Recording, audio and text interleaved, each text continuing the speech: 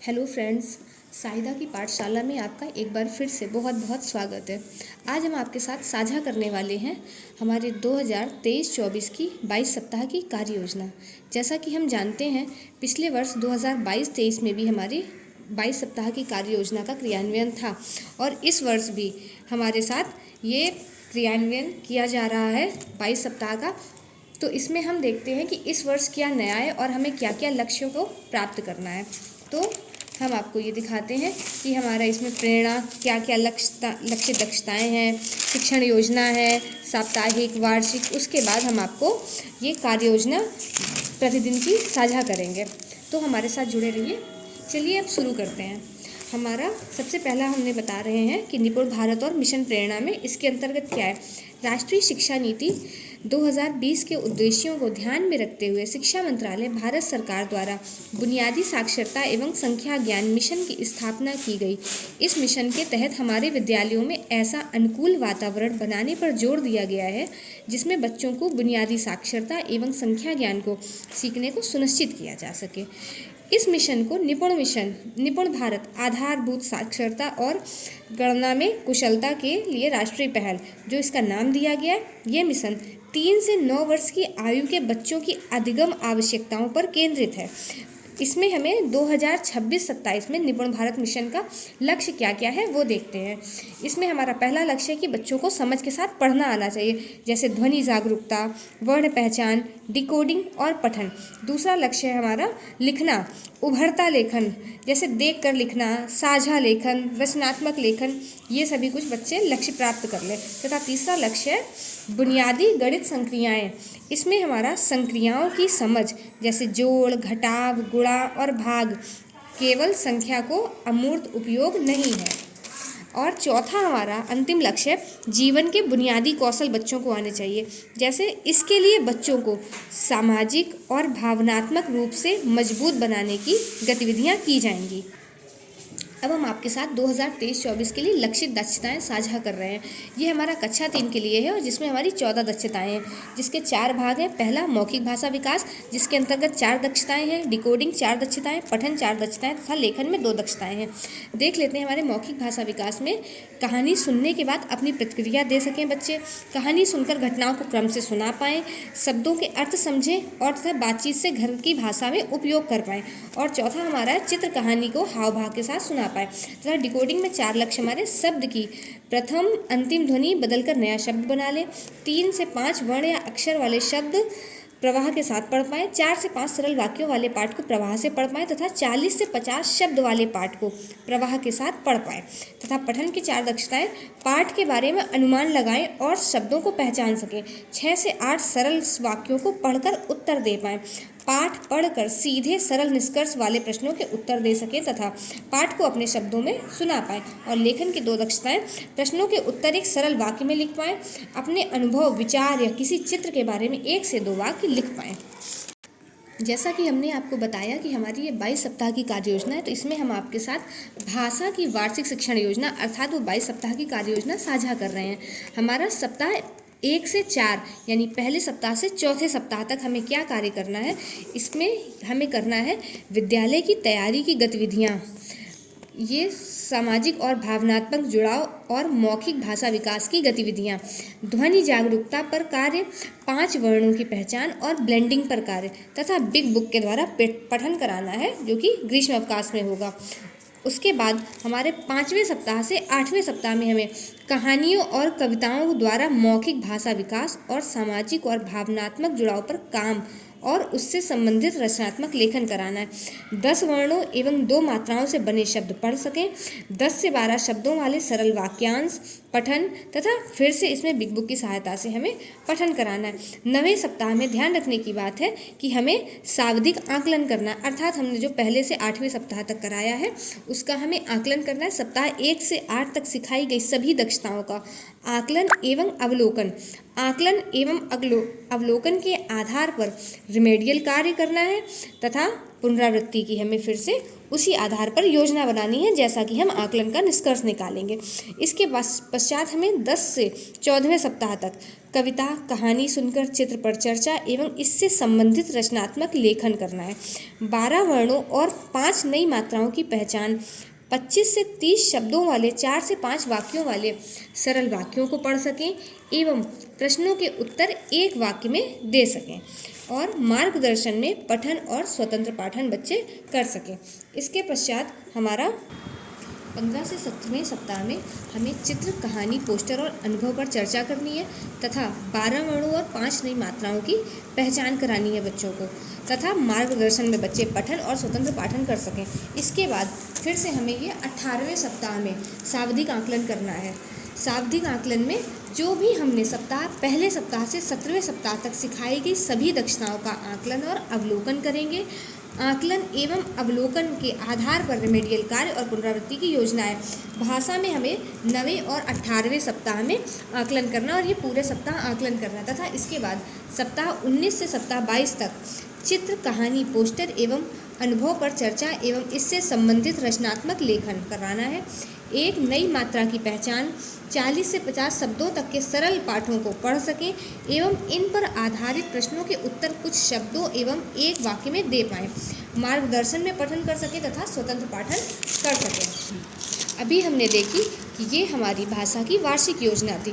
अब इस वार्षिक योजना पे हमें किस प्रकार से साप्ताहिक और दैनिक योजना बनाकर कार्य करना है, इस पर एक नज़र डालते हैं। सबसे पहले हमें इसके 3 चरण हैं। पहला है दक्षताओं का शिक्षण होगा, दूसरा पुनरावृत्ति तथा आकलन और रिमेडियल, इन सब पर हमें कार्य करना है। हम आपको दिखाते हैं कि हमारे सप्ताह में 6 दिन है, तो हमें पहले दिन के हमें भाषा के 3 कालांश दिए गए हैं और इन 3 कालांशों में हमें किस अनुसार कार्य करना है ये हम आपके साथ साझा कर रहे हैं। पहले दिन में हमें शिक्षण योजना के अनुसार पहले कालांश में कार्य करना है। दूसरे कालांश में कार्य पुस्तिका, कौशल, दक्षताओं पर कार्य किया जाएगा तथा तीसरे कालांश में शिक्षण योजना के अनुसार कार्य करना है। हमारा जो दूसरा कालांश है वो सबसे ज़्यादा प्रमुख कालांश है, क्योंकि इस पे हमें अपनी कार्यपुस्तिका द्वारा बच्चों को कौशल, उनके दक्षताओं पर कार्य करना है। हमें इसी प्रकार से दूसरे कालांश में, तीसरे कालांश तथा चौथे कालांश में चौथे दिन हर एक के प्रथम कालांश में शिक्षण योजना के अनुसार ही कार्य करना है तथा इन चारों दिन तक हमें दूसरे कालांश में भी कार्यपुस्तिका में कौशल या दक्षताओं पर कार्य किया जाएगा तथा शिक्षण योजना के अनुसार तीसरे कालांश में कार्य किया जाएगा। ये कार्य हमें पहले, दूसरे, तीसरे, चौथे दिन इसी प्रकार करना है। जैसा कि हम जानते हैं कि जो हमको नवीन शिक्षण संदर्शिकाएँ मिली हैं, इसमें सारी शिक्षण योजनाएँ दी गई हैं और हमें इन्हीं के अनुसार कार्य करना है। अब सप्ताह के 5वें दिन हम फिर से प्रथम कालांश में शिक्षण योजना के अनुसार कार्य करेंगे तथा दूसरे कालांश में जो भी हमने 4 दिनों में सिखाई गई दक्षताएं हैं, जैसे वर्ण, मात्रा, पहचान, शब्द पठन, इन सब पर पुनरावृत्ति कार्य किया जाएगा दूसरे कालांश में तथा तीसरे कालांश में पुनः शिक्षण योजना के अनुसार कार्य होगा। 6वें कालांश में 6वें दिन प्रथम कालांश में शिक्षण योजना के अनुसार कार्य होगा तथा दूसरे कालांश में सिखाई गई दक्षताओं के आधार पर बच्चों के साथ आकलन एवं रिमेडियल, पुनरावृत्ति और गृह कार्य होगा, जो कि हमारा आकलन, रिमेडियल, पुनरावृत्ति और गृह कार्य दूसरे और तीसरे कालांश दोनों में मिलाकर होगा। इस प्रकार हम ये देख सकते हैं कि शिक्षण योजना के अनुसार कार्य प्रथम कालांश में हमें पूरे 6 दिन करना है तथा दूसरे कालांश में हमको 4 दिन दक्षताओं और कौशल पर कार्य करना है, 5वें दिन हमको पुनरावृत्ति करानी है तथा 6वें दिन हमको रिमेडियल और गृह कार्य देना है। अब इसी प्रकार से हमें गणित की वार्षिक योजना आपके साथ साझा कर रहे हैं। गणित की वार्षिक योजना पर भी हमें 22 सप्ताह पर ही कार्य करना है।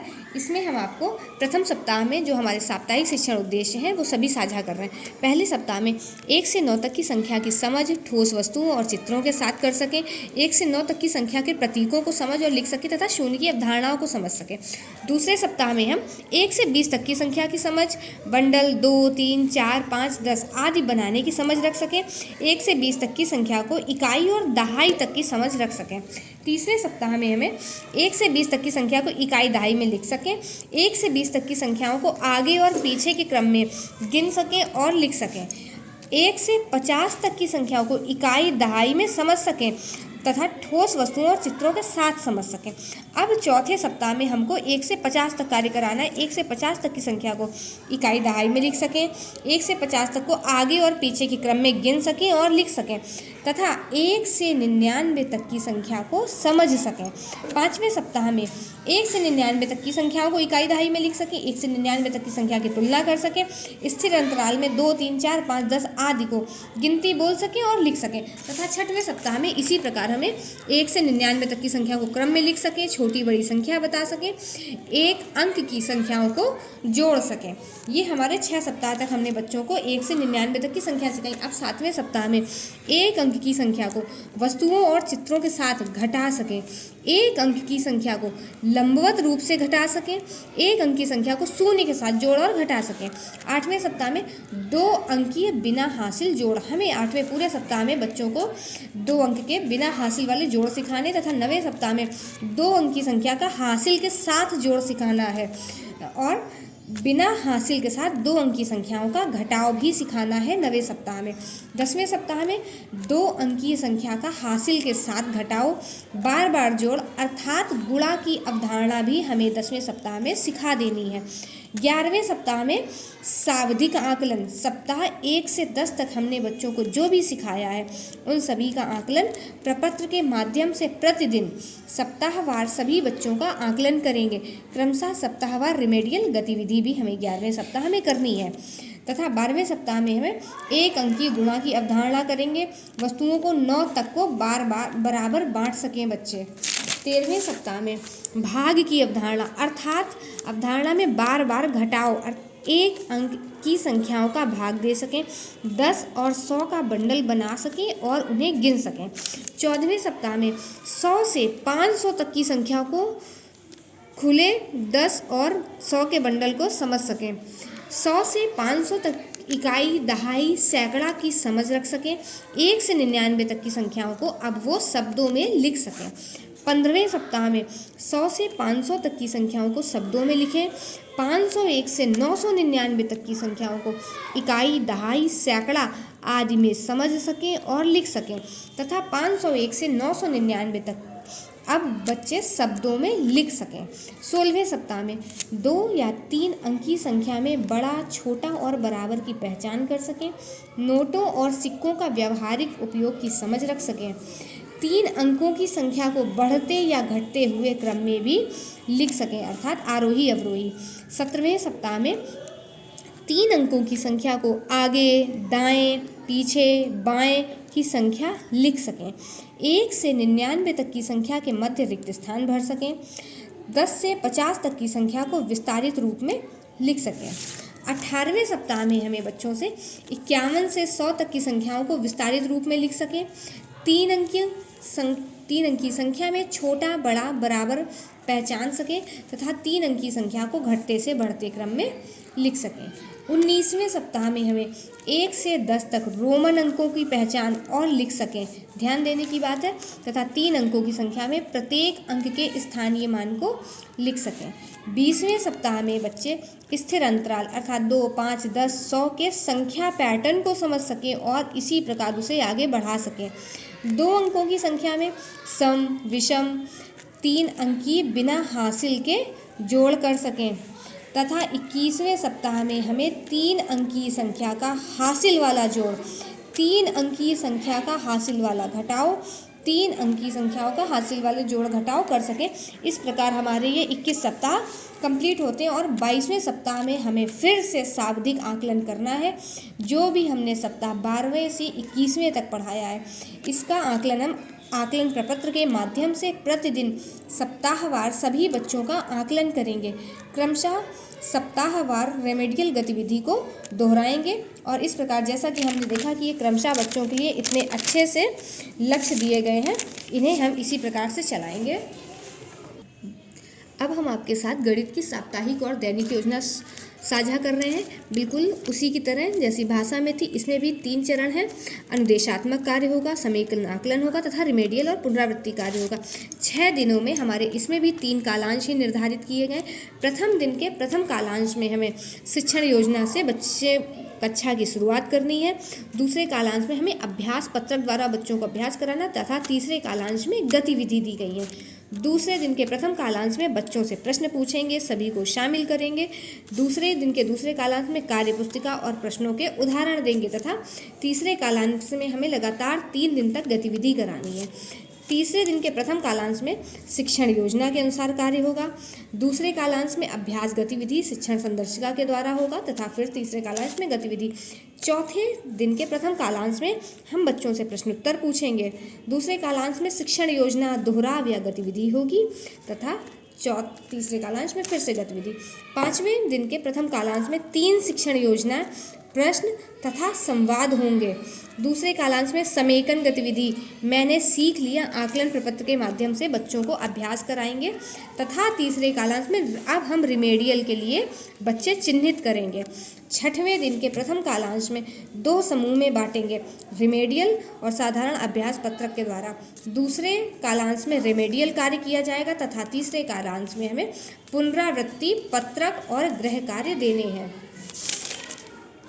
जैसा कि हमने जाना कि अप्रैल से हमारा नया सेशन शुरू हो गया और ये कार्य योजना हमें प्रथम सप्ताह से ही करनी थी। तो ये हमारे अप्रैल माह के प्रथम सप्ताह की कार्य योजना है। ये दिवस 6 दिन दिए हुए हैं। पहले दिन हिंदी के 3 कालांश, गणित के भी 3 कालांश तथा उसके बाद हमें बाकी पाठ्य सहगामी क्रियाएँ, EVS इन सब पर भी कार्य कराना। आप इस पर भी नज़र डाल सकते हैं। ये हमारा सभी हमारी संदर्शिका में दिए गए शिक्षण कार्य के अनुसार है। पहले कालांश में हिंदी में जैसे चित्र चार्ट गतिविधि कराएंगे और तीसरे कालांश में तथा गणित का भी ये हमारे 2 कालांश एक साथ लिखे हुए हैं और इसके पश्चात ये आप एक बारी नज़र डाल सकते हैं तथा आप चाहें तो इसका स्क्रीनशॉट भी ले लें। ये हमारे इस प्रकार से 6 दिन की बनी हुई भाषा और गणित की कार्य योजना है। इसी प्रकार से हमारा अप्रैल माह का दूसरे सप्ताह की ये कार्य योजना दी गई है जो कि कक्षा 3 के लिए है। इसमें हिंदी के 3 कालांश, इसमें भी गणित के 3 कालांश हैं जिसमें दूसरे कालांश में ही दूसरा और तीसरा कालांश है तथा फिर उसके अलावा हमें अंग्रेजी, EVS और पाठ्य सहगामी क्रियाओं पर भी कार्य करना है। आप इस पर देख सकते हैं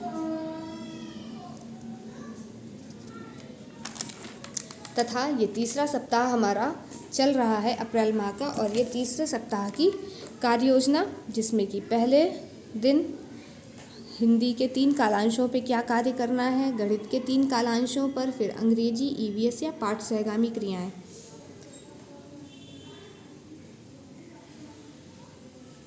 और इसी प्रकार से हमें अपने कक्षा में बच्चों को शिक्षण कार्य कराना है और अपने लक्ष्यों को हम इसी प्रकार से प्राप्त कर सकेंगे।